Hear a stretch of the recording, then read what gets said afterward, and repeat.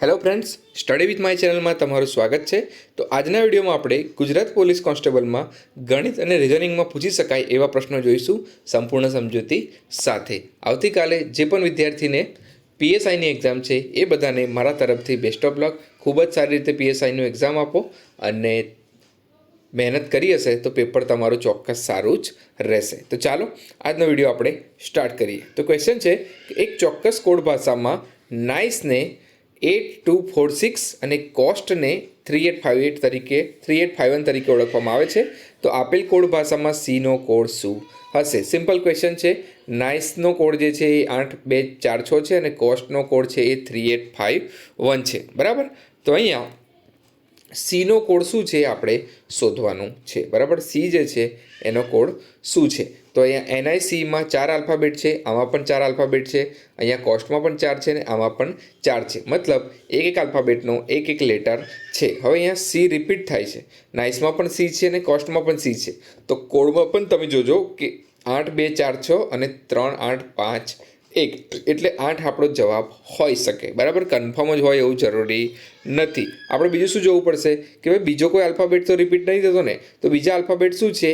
N, આઈ અને ઈ. તો અહીંયા એન, આઈ ને ઈ નથી. મતલબ કે 8 આપણો જવાબ સાચો છે. ઓપ્શન નંબર એ આનો સાચો જવાબ થઈ જશે.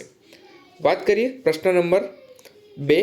તો નીચે આપેલ સમીકરણને સંતોષે તે મુજબ એમનું મૂલ્ય શોધો. બરાબર. અહીંયા એક સમીકરણ આપેલું છે અને અહીંયા જે એમ જે છે એની વેલ્યુ આપણે શોધવાની છે. ઓપ્શન અહીંયા સ્ક્રીન પર તમને આપેલા છે.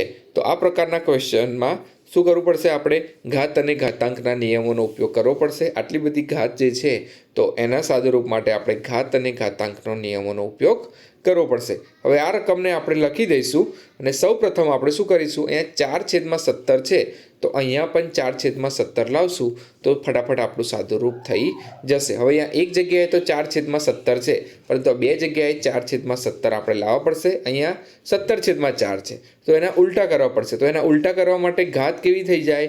માઇનસ થઈ જાય. કારણ કે ઘાત અને ઘાતાંકનો નિયમ છે કે એના છેદમાં બી હોય અને એની એક્સ ઘાત હોય અને એનું જો બી છેદમાં એ થાય તો એની ઘાત કેવી થઈ જાય? માઇનસ થઈ જાય. બરાબર. તો અહીંયા 17/4 થશે તો આ ઘાત કેવી થઈ જશે? -9 અને અહીંયા કેવી થઈ જશે? -15. અહીંયા આપણે કર્યું છે. બરાબર. 17/4 નું 4/17 તો -9 અને 17/4 15 છે એને 4/17 કરીએ તો -15. હવે આ સમીકરણ કેવું થઈ જશે? આ રીતના તમારું સમીકરણ બની જશે. જમણી બાજુ આપણે કંઈ પણ કરવાનું નથી. 4/17 ની 5m + 15 ઘાત. હવે ઘાત શું થઈ જશે? ઘાતનો સરવાળો થઈ જશે. કારણ કે અહીંયા શું છે? 4/17 આધાર સરખા હોય. બરાબર. અને રકમો ગુણાકારમાં હોય તો ઘાતનો શું થઈ જશે? સરવાળો થઈ જશે. 4/17 = મેન ખેલ અહીંયા જ છે. બરાબર. મેન ખેલ અહીંયા જ છે કે આ 4/17 4/17 ને 4/17 તો આ ત્રણેયનો શું થઈ જશે? અહીંયા સરવાળો થઈ જશે એમના ચિહ્ન સાથે. બરાબર. તો અહીંયા -9 હતા +8 અને -15 આનું સાદુરૂપ આપશો તો -16 થઈ જશે.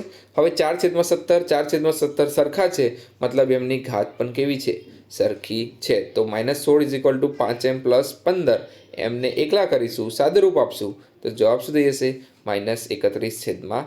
હવે પરીક્ષામાં આટલો ટાઈમ તમારે સ્ટેપ લખવામાં ને એમ લેવાનો ના હોય. પરીક્ષામાં કેવું કરવાનું હોય? બરાબર. તો 4/17 અહીંયા દેખાય છે, 4/17 અહીંયા દેખાય છે.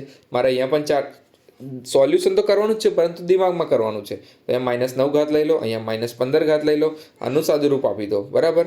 તો -16 થઈ જશે અને આ 15 આ બાજુ આવી જશે તો -15 મતલબ કે -31. -31 બરાબર 5m. તો m બરાબર શું થઈ જશે? બરાબર. ઓપ્શન નંબર ડી આનો સાચો જવાબ થઈ જશે. પેન પેપર વગર પણ આનું સોલ્યુશન થઈ શકે છે. ખાલી ઘાત અને ઘાતાંકના નિયમોનું નોલેજ હોવું જોઈએ અને સાદુરૂપ આપતા આવડતું હોવું જોઈએ. મેથ્સમાં બધા શોર્ટકટની વાત કરતા હોય છે. બરાબર. શોર્ટકટ તો હોય પરંતુ સ્ટેપ ઉડાડતા તમને આવડતું હોવું જોઈએ. બરાબર. તમે દરેક સ્ટેપ લખશો રફમાં તો તમારો ટાઈમિંગ વધી જશે. અમુક કેલ્ક્યુલેશન તમારે દિમાગમાં કરવા પડશે જેનાથી તમારો શું થશે? ટાઈમ બચી જશે. નેક્સ્ટ ક્વેશ્ચન છે કયા સમયગાળામાં વર્ષોમાં ટાઈમ શોધવાનો છે? 8400 પર વાર્ષિક 4% દરે 840નું સાદું વ્યાજ મળશે. બરાબર. અહીંયા સાદું વ્યાજ આપેલું છે કેટલું? 840 રેટ ઓફ ઇન્ટરેસ્ટ એટલે કે ટકા કેટલા આપેલા છે, વ્યાજનો દર 4% આપેલો છે અને મૂળ રકમ કેટલી છે અહીંયા 8,400. હવે સાદા વ્યાજનું સૂત્ર તમને ખબર હશે તો I બરાબર PRN છેદમાં 100, જે I થઈ જશે સાદું વ્યાજ, P મુદ્દલ, R rate of interest એટલે કે વ્યાજનો દર, n સમયગાળો આપણે શોધવાનો છે અને નીચે 100. હવે n ને શોધવાના છે તો n ને આપણે એકલા કરવાના છે તો આ 100 અહીંયા I જોડે ગુણાઈ જશે અને આ P અને R શું થઈ જશે અહીંયા છેદમાં આવી જશે. હવે આ I ની કિંમત આપેલી છે, P ની કિંમત આપેલી છે અને R ની કિંમત આપેલી છે. ત્રણની કિંમત આપણે મૂકી દઈએ, બરાબર.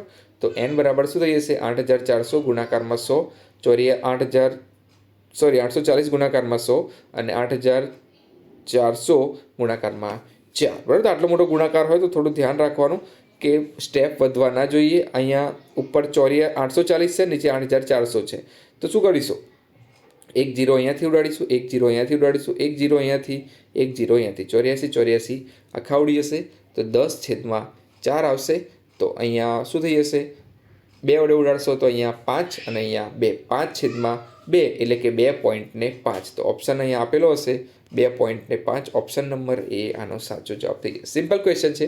I બરાબર PRN છેદમાં 100 પ્રમાણે આ ક્વેશ્ચન છે. એ જ રીતના ચક્રવૃદ્ધિ વ્યાજ માટે પણ તમને પૂછી શકે છે.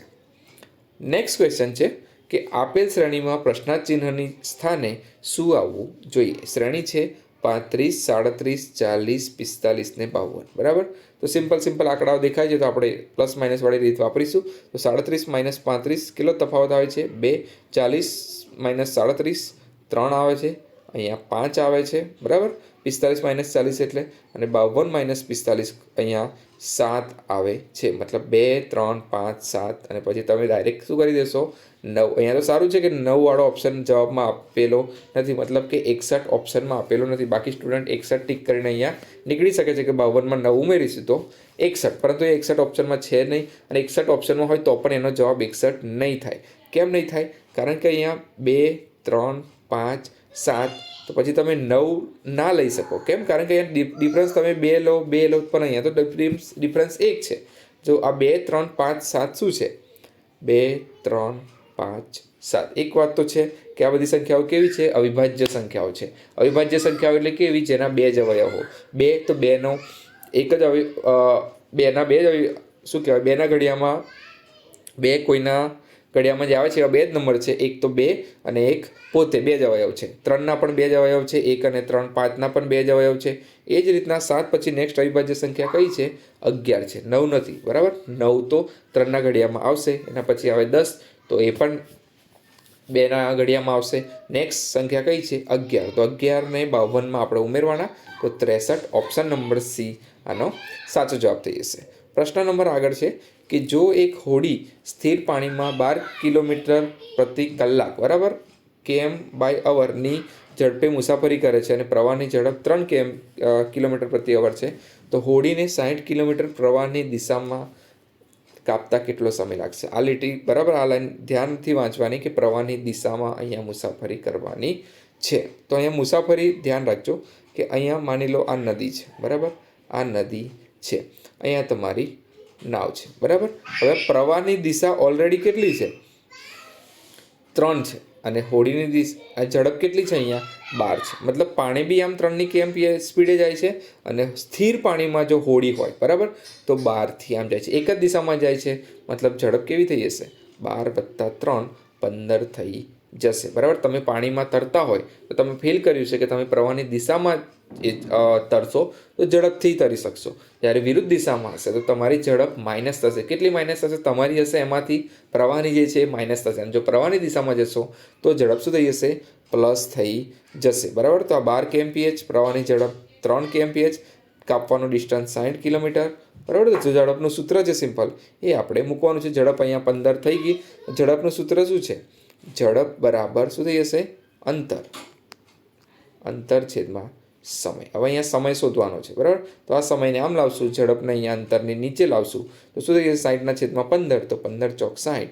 અહીંયા કિલોમીટર પ્રતિ કલાક એકમો સરખા છે એટલે ચેન્જ કરવાની કોઈ પ્રોબ્લેમ નથી આવતી. તો જવાબ શું થઈ જશે અહીંયા 4, બરાબર. ઓપ્શન નંબર એ આનો સાચો જવાબ થઈ જશે. નેક્સ્ટ ક્વેશ્ચન છે નીચેનામાંથી કયું અભિવ્યક્તિ 1.2 છેદમાં 0.3 પ્લસ 2.4 પ્લસ 0.6ની સમકક્ષ છે. સંખ્યાઓ પોઈન્ટમાં આપેલી છે, પરંતુ એકદમ સિમ્પલ, બરાબર ક્વેશ્ચન છે. વિકલ્પો પણ કોઈ પોઈન્ટમાં આપેલા નથી. હવે આ 1.2 છે, બરાબર, એને મારે 12 લખવા હોય તો છેદમાં કેટલા કરવા પડે? 10 લખવા પડે. એ જ રીતના અહીંયા 0.3 છે, બરાબર, તો એને મારે 3 લખવા હોય તો શું કરવું પડે? અહીંયા 10 લખવા પડે. આ 10 કેન્સલ આઉટ થઈ જશે, તો 12 છેદમાં 3 એટલે કેટલા થઈ જશે? 4, બરાબર. તો આ જે પહેલું જે છે એનો જવાબ, એનો સોલ્યુશન શું આવશે? 4. એ જ રીતના અહીંયા પણ 24 છેદમાં 6 થઈ જશે અને 6 ચોક 24 થઈ જશે, તો 4 ને 4 8. ઓપ્શન નંબર બી આનો સાચો જવાબ થઈ જશે. પોઈન્ટમાં દેખાય છે, પરંતુ સોલ્યુશન એકદમ સિમ્પલ છે. જેને પ્રેક્ટિસ હશે એ તો ડાયરેક્ટ અહીંયા પોઈન્ટ 10 ને એવું બધું લખવાની પણ નહીં એ કરે, કારણ કે અહીંયા એક પોઈન્ટ છે, બરાબર, તો આ ઉપરના 10 ને નીચેના 10 ઉડી જશે અને ફટાફટ આનું સોલ્યુશન થઈ જશે. ને લાસ્ટ ક્વેશ્ચન છે આજના વિડીયોનો. ક્વેશ્ચન છે આપેલ શ્રેણીમાં પ્રશ્નાર્થ ચિહ્નની સ્થાને શું આવવું જોઈએ? 23, 26, 32, 41 અને 53, બરાબર. તો ડિફરન્સવાળી રીત અહીંયા સૌપ્રથમ આપણે લગાવી જોઈએ.